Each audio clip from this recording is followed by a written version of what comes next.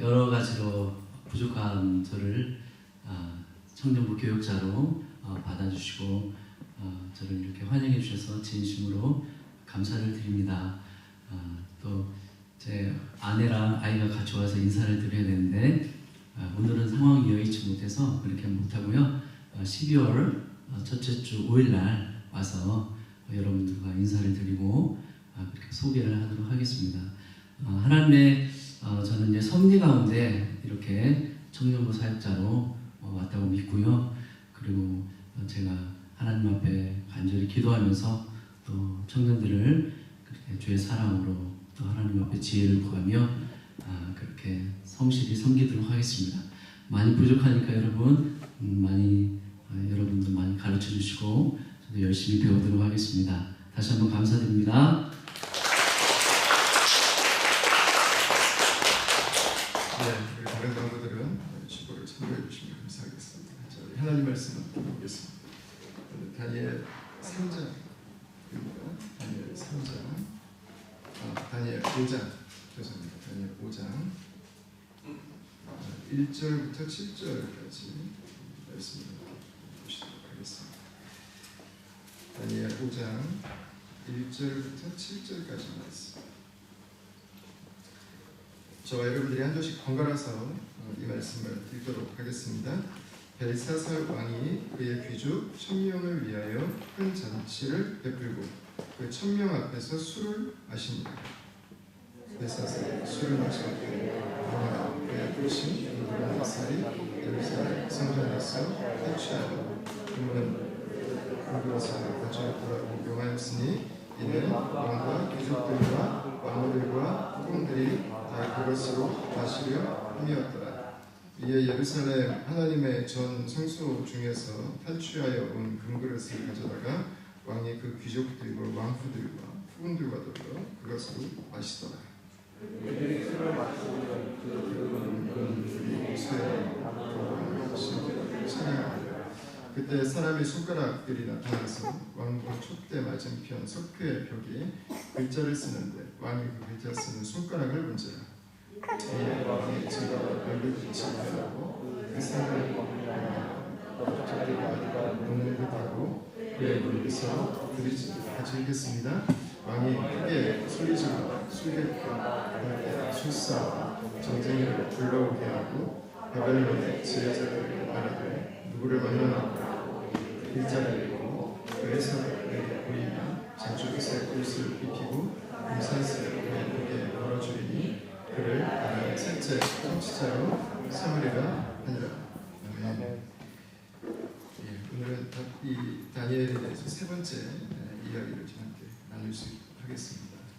이 다니엘과 그 친구는 마치 윌버포스와 친구들처럼 윌버포스와 친구들이 영국 사회 노예 제도를 철폐하고 그리고 사람을 사고파는 것을 근원적으로 중지시켰던 영향력을 발휘했던 것처럼 이 바벨론이라고 하는 사회에 그런 영향력을 주게 됩니다. 굉장히 아주 큰 임팩트를 미치는 공동체를 함께 이루게 되죠. 실제로 이들은요 예수 그리스도의 다시 오심까지도 예언하게 되고 그리고 이들은 태어나신 예수님을 영접하기 위해서 베들레헴까지 찾아오게 됩니다. 우리가 잘 아는 동방박사 있잖아요. 동방박사. 동방박사가 어떻게 여러분 그 별을 보고 예수님 태어났을 때 거기를 갈 수 있었을까요?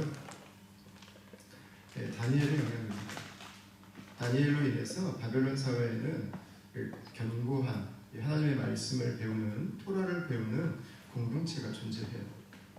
그리고 나중에 느헤미야나 에스라를 따라서 다시 본토로 돌아오는 사람들이 있었지만 여전히 그곳에 남아있는 사람들이 있었습니다.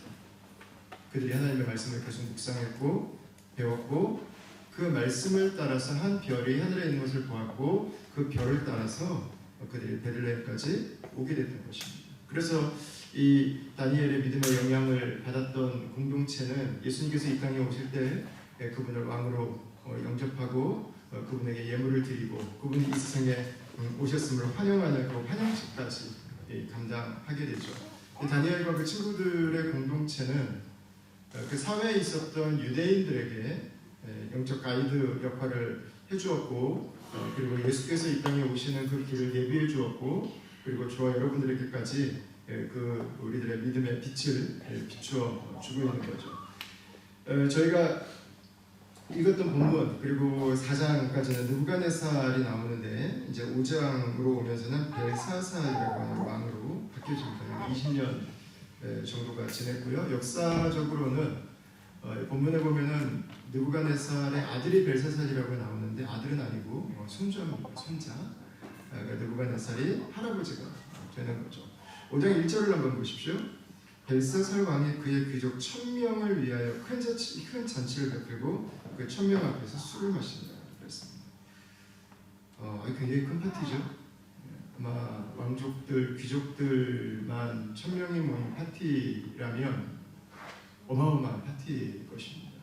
이만한 사람이 모일 수 있는 연회장이 있는 왕궁이라면 우리는 그 사이즈를 대략 생각하기가 좀 어렵습니다. 그죠? 웬만한 5스타 호텔 연회장도 1000명이 모일 수 있는 데는 많지 않거든요. 굉장한 사이즈예요. 여기에서 함께 그들이 파티를 하고 있습니다. 우리 사회가 어떻게 보면 원하는 삶이죠.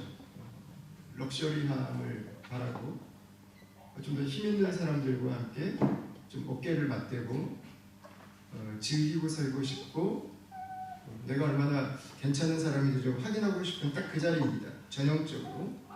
그런 지금 파티를 열어서 벨사살 왕이 함께 술을 마시고 있습니다. 근데 그때 갑자기 2절을 한번 보십시오. 벨사살 왕이 술을 마실 때 명령을 하는데, 그의 부친 느부갓네살이 예루살렘 성전에서 탈취하여 온 금, 은그릇을 가져오라 명하였으니 이는 왕과 귀족들과 왕후들과 후궁들이 다 그것으로 마시려 함이었다 그랬습니다. 그의 조부, 그의 할아버지였던 느부갓네살 왕이 빼앗아왔던 것들을 가지고 오라고 하는 거예요. 그게 성전에 있었던, 예루살렘 성전에 있었던 하나님을 예배드리기 위해서 썼던 그 기물들입니다. 힘을 갖고, 재물을 갖고 영향력이 조금씩 커지다 보면 어느 순간 내가 잊고 있는 게 하나 있죠. 내가 빠져드는 환상이 하나 있죠. 나는 다르다고 하는 것이죠. 나는 특별하다고 하는 것이죠. 그는 지금 많은 사람들과 함께 있지만 그는 자신의 다른 존재 같은 것처럼 생각해요. 자신의 아이덴티티에 대해서 착시 현상을 일으킵니다. 그러니까 하나님을 섬기던 것을 가지고 그는 꺼내오라고 그래서 그것으로 술을 마십니다. 하나님을 예배하던 것을 가지고 용감하게 술을 마십니다. 여호와를 섬겼던 그 기물이 어떤 것인지, 하나님이 어떤 분이신지 그는 잘 모르는 것 같습니다. 아니, 잘 모르는 척하는 것 같습니다. 어떤 신을 섬겼든 이것이 어떤 용도로 사용되었든 그에게는 별로 중요하지 않은 것 같습니다. 내가 하지 못할 일은 없는 것 같아요. 내가 이용하지 못할 물건은 없는 것 같아요. 내가 쓰지 못할 것은 없는 것 같아요. 내가 명령하면 모든 것들은 다 내가 원하는 대로 된다고 생각하죠. 나에게는 그럴 권리가 있다고 믿고 있죠. 하나님을 섬겼던 물건이지만 그는 하나님을 두려워하지 않습니다. 기분에 취하고 흥에 취하고 사람에 취하죠. 4절 보십시오. 그 가지고 온 컵과 그릇들로 술을 열심히 마시고, 그들이 술을 마시고는 그 금, 은, 구리, 쇠, 나무, 돌로 만든 신들을 찬양하리라 그랬습니다. 하나님을 섬기는 것들로 술을 열심히 마시고 나서 자신들의 흥을 돋구고 나서 자신들이 만든 우상을 찬양합니다. 돌로 만든 우상, 나무로 만든 우상, 가죽으로 만든 우상. 오늘날에도 우상이 있죠. 가죽으로 만든 우상도 있고, 나무로 만든 우상도 있고.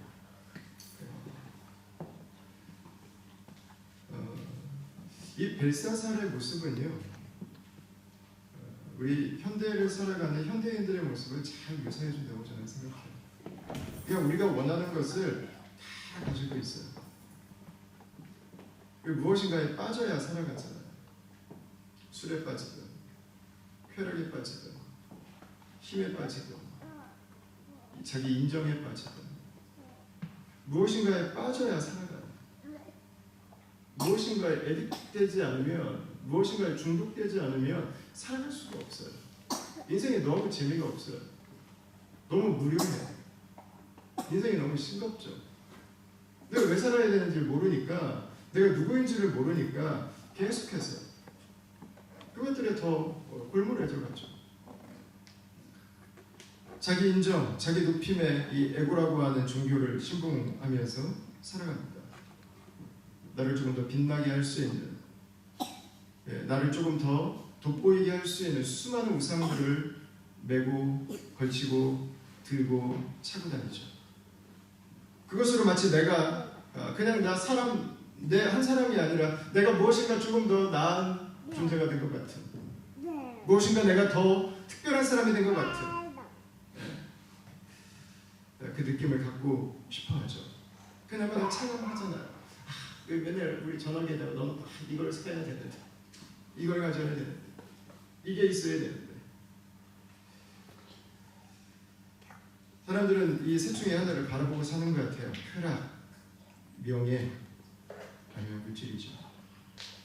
이게 골몰해요. 느부갓네살은 이걸 가지고 살아가는 사람들의 그 정점이 어디인가를 우리에게 보여줍니다. 그는 자신이 이것들을 다 가지고 있고 이것만 있으면 자기에게는 아무런 문제가 없는 것처럼, 그는 심지어 하나님을 두려워하지 않습니다. 그는 하나님을 겁내지 않습니다. 아마 그는 자신이 하나님보다 위에 있다고 생각했을 거예요. 하나님의 것들을 자신은 이용할 수 있는 자격이 있다고 생각했을 거예요. 자, 그런데 5절과 6절을 한번 보십시오. 같이 한번 읽어볼까요? 5절, 6절. 자, 시작. 그때 사람의 손가락들이 나타나서 왕궁 촛대 맞은편 석회벽에 글을 쓰는데 왕이 그 글자 쓰는 손가락을 보죠.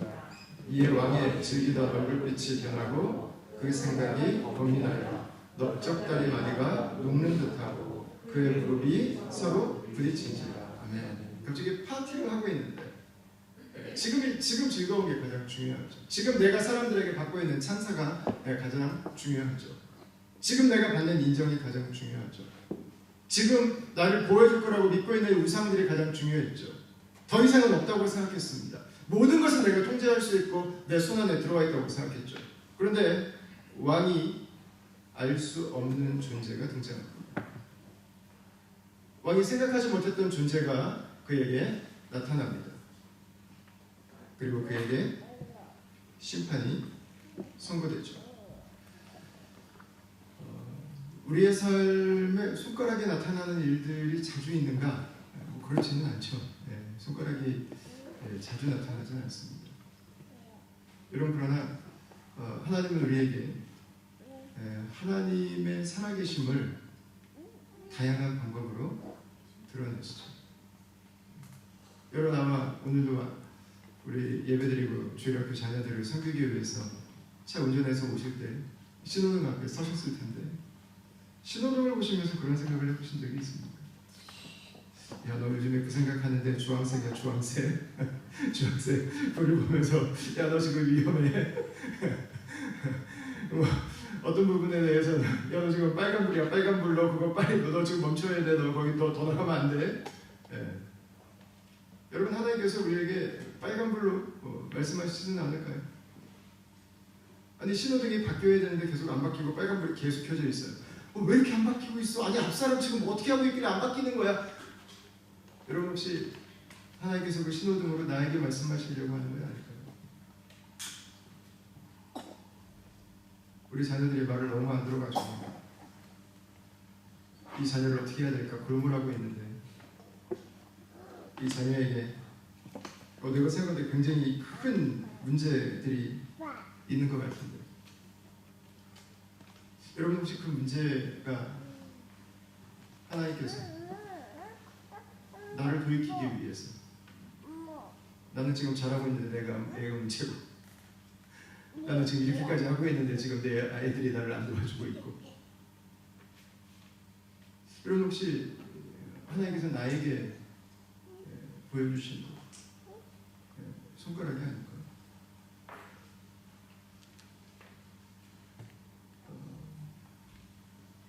아내가 하는 말 한마디가, 내 자녀가 하는 말 한마디가, 여러분 주의 음성으로 주님이 나에게 써주신 글자일 수 있지 않을까요? 하나님, 제가 요즘에 외로운 것 같은데, 저는 요즘에 운전하고 다니다 보니까 꽃이 너무 많아가지고 자카란다 엄청 좋아하거든요. 또 하나 내가 너를 위해 준비했다. 하나님이 그냥 뭐 다발을 준비해 주신 게 아니라 나무를 심어다 주셨습니다. 그냥 덮을 수 있을 만큼. 자카란다 꽃비가 내려, 꽃비가. 이야, 이런 황홀함이. 내가 너와 이렇게 함께, 내가 너를 얼마나 사랑하는지를, 너의 인생이 얼마나 아름다운지를 내가 보여주고 싶어서 이 내가 만든 자연 곳곳에 이 아름다운 꽃들을 내가 심어놨는데, 여러분 그것이 하나님께서 우리에게 주시는 손가락은 아닐까요? 때로는 우리가 이해할 수 없는 일들도 일어나게 되죠. 우리가 받아들일 수 없는 일들도 일어나게 됩니다. 오늘 이 벨사살 왕에게도 그렇잖아요. 뭐 두려운 일이잖아요. 다리가 덜덜덜 떨리고 이게 뭐가 문제인가 알 수 없는 일들이죠. 제가 좋아하는 프로그램 중에 팬텀싱어가 있습니다. 성악을 전공한 분들이 나오셔서 크로스오버 4분창을 만드는 프로그램이었는데요. 제가 가장 최근에 했던 시즌 3를 보면서 좀 눈여겨봤던 형제가 한 명 있어요. 우리 존노라는 형제인데, 아버님이 미국에서 목회를 하고 계시는, 한국에서 목회를 하고 계시는 PK예요. 그래서 제가 몇 명 중에서 조금 더 눈여겨봤던 것 같아요. 근데 우리 존노 형제가 한 교회에서 간증을 하는 이야기를 제가 들었어요. 실제로 자신의 믿음에 대한 테스티머니, 하나님의 자신의 인생을 어떻게 이끌어 오셨는지에 대한 간증을 하는데 그런 얘기를 하더라고요. 원래 목사가 되려고 신학을 하려고 고등학교 때 미국으로 유학을 갔는데 노래를 하나를 들었는데 그 노래를 듣자마자 띵 해가지고 이거다라고 해가지고 진로를 바꿨대요. 음악하겠다고. 그래서 존스 홉킨스의 대학을 들어갔는데 이 돈을 다 끌어모아도 학비가 1년치밖에 안 돼가지고 1년을 딱 다니고 한국의 논산훈련소로 군대를 갔답니다. 군대를 가서 이제 다시 아르바이트 해가지고 돈 모아가지고 다시 미국 갈 생각을 하고 있었는데 학교에서 연락이 왔대요. 너 퇴학당했다고. 그래서 아니 자기 지금 한국에 군대 와 있는데 무슨 퇴학이냐? 나 휴학하고 온 거다 그랬더니 학교 정책상 1년 이상 휴학을 못한다고. 그러니까 너는 2년이 넘기 때문에 너는 퇴학이래요. 그리고 내가 지금 약간 어떻게 하냐, 나는 나 같은 사람 없었냐 그랬더니 네가 처음이라고. 어떻게 하냐 그랬더니 그 처음부터 그 실습부터 다시 해야 된대. 그래서 군대에 있으면서 휴가들을 모아가지고 다시 연습을 해가지고 군복 입고, 군대에 있으니까 군복 입고 자기 노래하는 거를 CD로 촬영해가지고 CD로 구워가지고 그걸 미국의 학교로 다시 보냈대요. 그러니까 재입학을 하는 거죠. 근데 심사하는 위원들 중에 미국 월남전에 참전했던 베테랑이 한 분 계셨는데 그분이 군복을 입고 노래를 하는 이 형제를 보고 주목을 한 거예요. 왜 군복을 입고 있을까? 그래서 그 형제에 대해서 전에 있던 것들을 쭉 살펴보고 전액장을 금주다는 거예요. 그래서 이제 이런 이야기를 몇 개를 하게 되는데, 자기는 그때 퇴학이라고 하는 이야기를 들을 때는 하늘이 다 무너졌다는 거예요. 도대체 하나님 왜 나에게 이런, 나는 지금 하나님 위해서 정말 신실하게 살았더라고요. 왜? 아주 그냥 이 보이는 것처럼 정말 믿음으로 보니까는 살았더라고요. 근데 그 일들을 이렇게 그의 인생에서 몇 번을 겪으면서 이 형제가 그런 표현을 해요. 자기 삶을 막 살 수가 없다. 자기 삶을 함부로 살 수가 없다는 거예요. 삶을 살아가는데 약간 두렵다는 거예요. 하나님이 자기의 삶에 너무 깊숙이 찾아오셔서 내 삶을 인도하시니까. 여러분, 우리가 다 이해할 수 없는 일들이 펼쳐지죠. 다 모르죠. 두렵습니다. 불안합니다. 점쟁이도 찾아가고 다른 종교의 사람들, 철학, 여러분 여러 가지를 의지하죠. 과학적으로 풀기 위해서 노력하죠. 여러분 그러나 다 알 수 없습니다. 오늘 벨사살 왕도 여러 자신의 주변에 있던 이방 종교의 선지자들, 엘리트들, 지식인들을 불러서 물어보죠. 그러나 그들이 대답을 하지 못합니다. 하나님을 알아야 이해되는 것들이 있어요. 우리의 보편 지식으로 이해될 수 있는 영역들이 분명히 존재합니다. 오늘날의 시대는 그걸 위해서 많이 노력하고 있습니다. 여러분 그러나 우리가 이 땅에서 추구해갈 수 있는 보편 지식으로 이해해가는 것들은 한계가 있어요. 넘지 못하는 선이 있어요. 하나님을 알아야 비로소 깨달아지는 것들이 있어요. 하나님 앞에 나와야 비로소 보이는 것들이 있어요. 비로소. 25절부터 28절까지 한번 보십시오. 기록된 글자가 무엇인가? 다니엘이 해석해 줍니다. 메네메네 덱에 우바르시 해석하는데, 메네는 하나님이 이미 왕의 나라의 시대를 세워서 그것을 끝나게 하셨다. 덱에는 왕을 저울에 달아보니 부족함이 보였다며, 베레스는 왕의 나라가 나뉘어 메대와 바사 사람에게 준바되었다 하미니이다. 이렇게 기록하고 있습니다. 이게 무슨 얘기예요? 왕이 이제 끝났다는 거예요.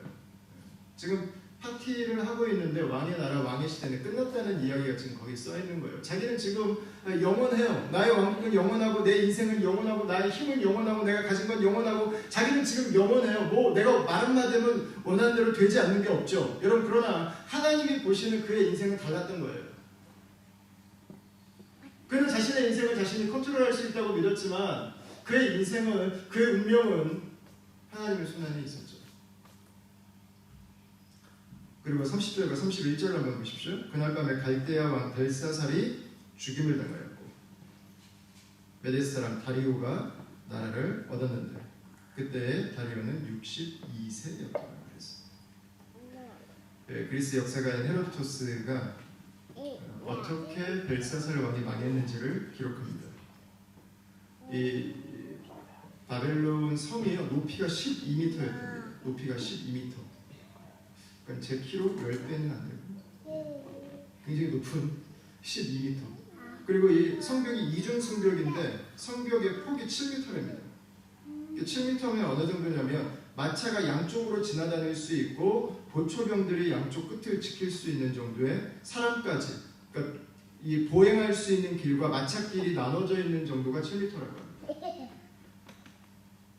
여러분 굉장한 규모의 난공불락의 요새였습니다. 이걸 쿠르드족, 메데족이죠. 그리고 바사, 페르시아죠. 쿠르드와 페르시아 연합군이 진격해 온 거예요. 언제? 이날 밤에. 파티하고 있을 때, 흥에 취해 있을 때, 지금 내가 즐거운 것이 다라고 생각하고 있는 바로 이 순간에, 바로 그 순간에 밖에서 다리오의 군대가 메데와 파사, 페르시아와 이 쿠르드의 연합군이 기다리고 있었던 거예요. 그 성을 감싸고 도는 유프라티스 강을 물을 끊어버렸어요. 그래서 다른 쪽으로 돌아 흐를 수 있도록. 그래서 성을 올라갈 수 있는 그 앞에 있었던 그 해자죠. 그 물들을 다 빼버리고 거기에 사다리를 거치고 올라가서 그날 흥에 취해 흥청망청 하고 있던 바벨론 제국을 무너뜨려 버린 것입니다.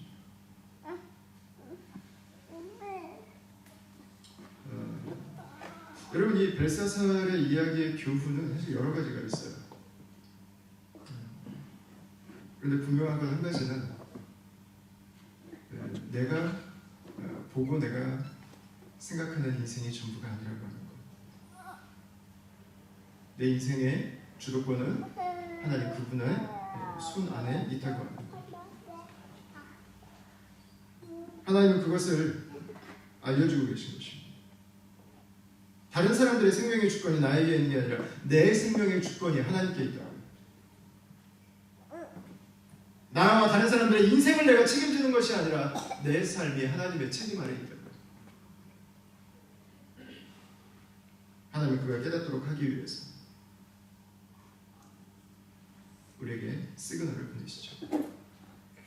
신호등을 통해서, 아내와 남편의 말 한마디를 통해서, 우리 자녀들을 통해서, 우리가 함께 예배하는 시간들을 통해서, 우리가 함께 묵상하는 시간들을 통해서, 하나님의 지으신 자연 속에서, 우리의 상황 속에서 보내주시는 거죠. 다니엘은 당신의 부친이었던 느부갓네살이 그것을 깨달았는데 당신은 어떻게 그것을 잊었습니까? 라고 책망하는 내용들이 5장에 보면은 나오게 돼요. 역사를 한번 보라는 거죠. 역사를. 우리도 이 벽에 쓰여진 글씨가 우리는 다니엘만 나온다고 생각하는데 여러분 가만히 생각해 보면은요, 하나님께서 모세에게 십계명을 주실 때 아마 그 글을 쓰신 손가락을 보았을 거예요. 그리고 벽에 글을 쓰신 분의 손은 이 세상에 찾아오셨습니다.